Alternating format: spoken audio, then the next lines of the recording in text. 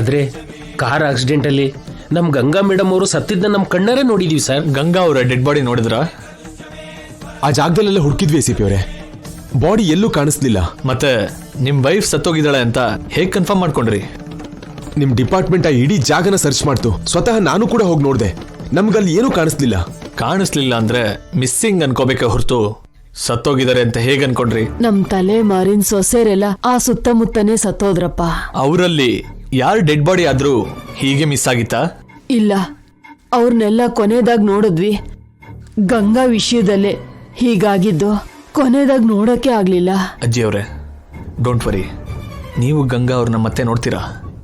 ಗಂಗಾ ಅವ್ರು ಬದುಕೇ ಇದ್ದಾರೆ.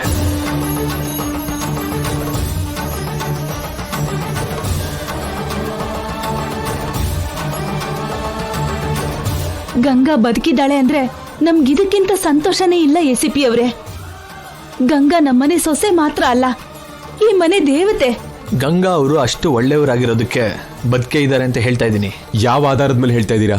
Actually good question. Point number 1, Ganga ಅವ್ರ ಡೆಡ್ ಬಾಡಿ ನಿಮಗೆ ಸಿಕ್ಕಿಲ್ಲ.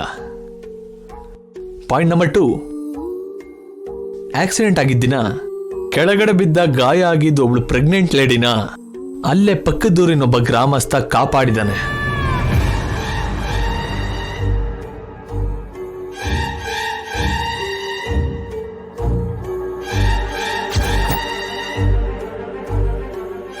ಆ ಲೇಡಿಗೆ 2 ಅವಳಿ ಮಕ್ಕಳು ಹುಟ್ಟಿದ್ದಾರೆ.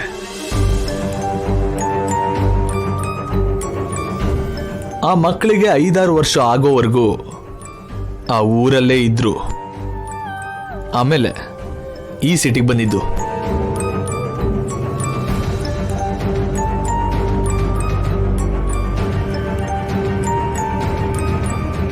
ಇನ್ನು ಪಾಯಿಂಟ್ ನಂಬರ್ 3, ಒಬ್ಬ ಕಳ್ಳ ಗಂಗಾ ಅವ್ರ ಹೋಲಿಕೆ ಇರೋ ಒಬ್ಳು ಹುಡುಗಿ ಹತ್ರ ರಿಂಗ್ ಕಳ್ತನ ಮಾಡ್ದ.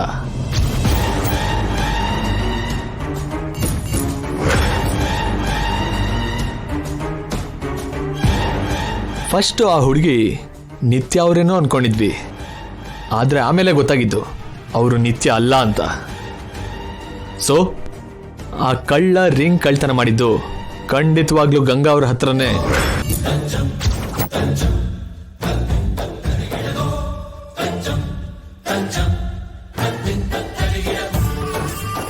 ಈ ವಿಷಯದಲ್ಲಿ ರೂಪಾ ಮೇಡಮ್ ಅವ್ರು ಕೂಡ ಕ್ಲಾರಿಟಿ ಆಗಿದ್ದಾರೆ.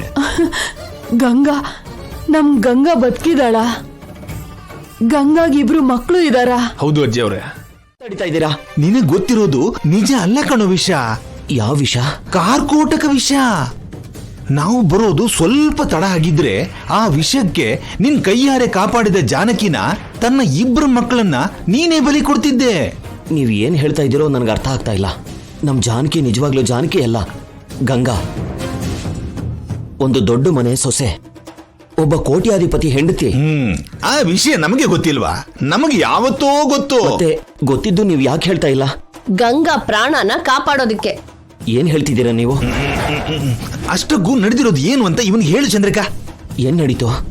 ಗಂಗಾ ಒಂದು ದೊಡ್ಡ ಮನೆ ಮಗಳು, ದೊಡ್ಡ ಕೋಟ್ಯಾಧಿಪತಿ. ದುಡ್ಡುಗೋಸ್ಕರ ಗಂಗಾನ ಒಬ್ಬ ಮದ್ವೆ ಮಾಡ್ಕೊಂಡು ಗಂಗಾನ ಸಾಯಿಸಿ ಆ ಆಸ್ತಿನ ಅನುಭವಿಸ್ಬೇಕು ಅನ್ಕೊಂಡ. ತುಂಬು ಗರ್ಭಿಣಿ ಅಂತ ಕೂಡ ನೋಡ್ದೆ ಗಂಗಾನ ಬೆಟ್ಟದಿಂದ ತಳ್ಬಿಟ್ಟ.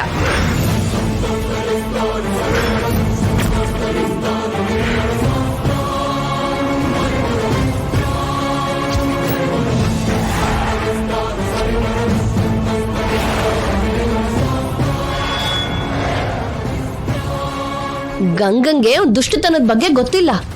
ದೇವರ ದಯೆಯಿಂದ, ನಿಮ್ ದೊಡ್ಡಪ್ಪನ ಪುಣ್ಯದಿಂದ ಗಂಗಾ ಮಕ್ಕಳು ಬದುಕಿದ್ರು. ಅದೃಷ್ಟ ಏನು ಅಂದ್ರೆ ಗಂಗಾ ಹಳೆ ದಿನ ಮರ್ತೋಗಿದ್ದಾಳೆ. ತನ್ನವ್ರು ಯಾರು, ತನಗೇನಾಗಿದೆ ಏನೂ ಗೊತ್ತಿಲ್ಲ. ಅದರಿಂದಾನೆ ಇಲ್ಲಿವರೆಗೂ ಗಂಗಾ ಅವಳ ಮಕ್ಕಳು ಬದುಕೇ ಇದ್ದಾರೆ.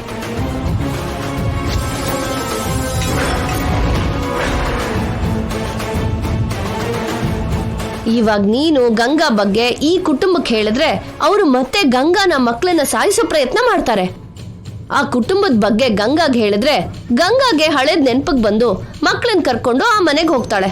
ಅಂದ್ರೆ ತನ್ನ ಸಾವು, ತನ್ನ ಮಕ್ಕಳ ಸಾವನ್ನ ಹುಡ್ಕೊಂಡು ಹೋಗೋದು ಅಂತ ಅರ್ಥ. ಇದೆಲ್ಲ ನಿಮಗೆ ಗೊತ್ತು? ಅಬ್ಬಾ, ಗಂಗಾ ನಮ್ಮ ಅಕ್ಕನ ಮಗಳಪ್ಪ. ಅವಳನ್ನ ಕಾಪಾಡ್ಕೋಬೇಕು ಅನ್ನೋದೇ ನಮ್ ಹೋರಾಟ. ಮತ್ತೆ ಅವಳು ಯಾರೋ ಸೇಮ್ ಗಂಗಾ ತರನೇ ಇದ್ದಾಳೆ.